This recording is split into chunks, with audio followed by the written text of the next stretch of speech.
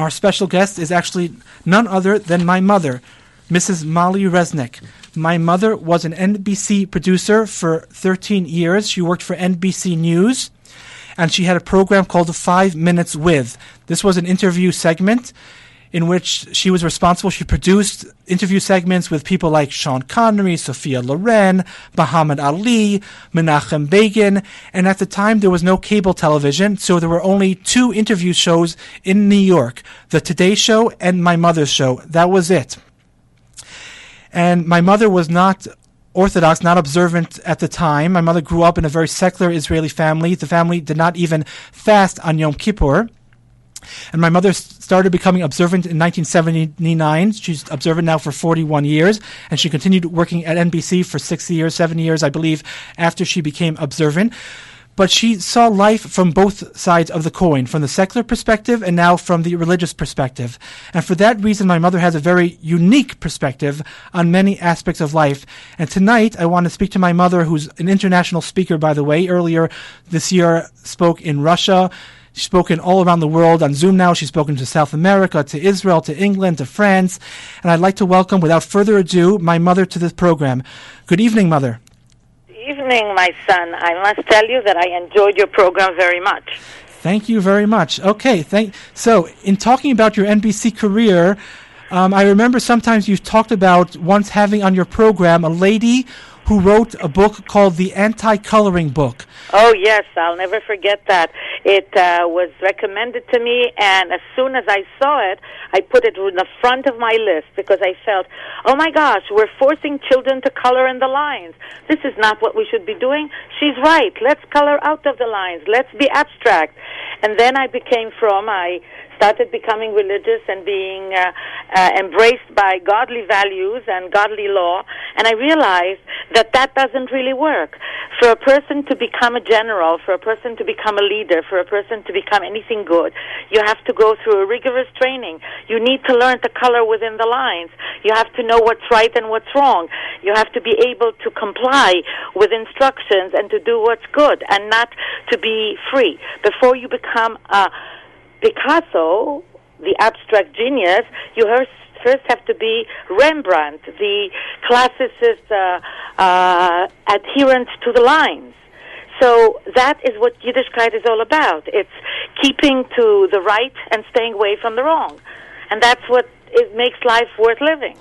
I forget if I mentioned that this segment we're talking a little bit about the harmful effects of mainstream psychology on society. Now, I mentioned that my mother is an international speaker. Mother, I remember you once when you came back from one of your lectures, you said you had stayed at a house and the mother of the house, refused to say no to her children, presumably because she was influenced by the psychological notion that's not good to introduce negativity to your children. Yes. And you were very disturbed. Why? Everything had to be only positive. So the child was going and putting a fork into the electric plug, and she wouldn't even tell them to stop. She gently diverted their attention. Well, this is what is happening with the influence of psychology, I find. Because we are so entrenched in making everything pleasant and palatable and appealing, we don't even save our children from harm, and that is very, very disturbing. For example, the whole idea of Yiddishkeit is Sur Mera ve'aseh tov, which is leave the bad and do good. Yemin mekarevet, smol docha. The right hand should draw near, the left hand should repel. Everything has to do with adhering to a godly way of life that tells you what is right and what is wrong. And the whole idea of raising a child is to raise him that he was brought to this earth to be a servant of God, and that in his service of God, he should learn to do what is right and to do it besimcha, with joy. That is the whole purpose why we're here. There's no other reason to be here. And if you don't start training a child from the very beginning that this is the right way to live, you have done harm to him and to his whole life. Some people say, though, that you need psychology because people have, quote-unquote, issues and anxiety, and they think maybe it's related to something in their childhood, so they need to revisit their childhood and talk about what happened in the past in order to move forward. What do you say to those people who say such things? Well, I believe that, again, we are here for a purpose, and the purpose is to be representative of godliness and goodness and kindness in the world. And that's the only reason we are here. So if we don't start with focusing on that, and we go back into our past and what our mother did to us, or our grandfather, or this boss, or that one, we are delving into irrelevant issues that are not going to get us anywhere. That's what psychology is. You spend thousands and thousands of dollars to delve into your past. How is that going to help you? The Lubavitcher Rebbe, who happens to be my mentor and my leader, every time anybody approaches him with a problem, he always inserts. And don't forget to give a few pennies to tzedakah, and to say the Psalms, and to do a good deed, and to do a work of Torah, because only by focusing on the other rather on the self, which is what we're always focusing on, self and me, only by doing that are you really following a godly purpose. And psychology doesn't encourage one to do that.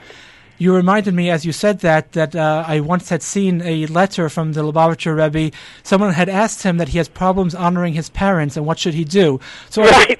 Undoubtedly a psychologist would say, visit your past and try to think about your childhood, what went wrong, what went right.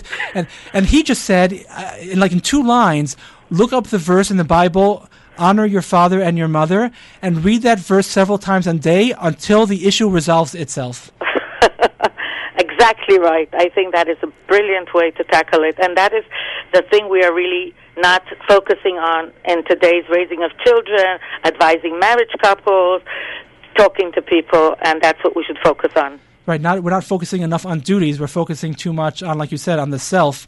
One other thing I remember a few years ago, there was several kids who had drowned in camp, and they brought a psychologist to speak to the kids, and you were very disturbed. Why?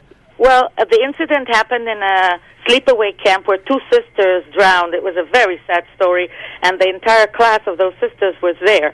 And the rabbi, who was the one in charge of their ruchnius, of their spiritual growth, felt very alarmed and approached a psychologist to help him.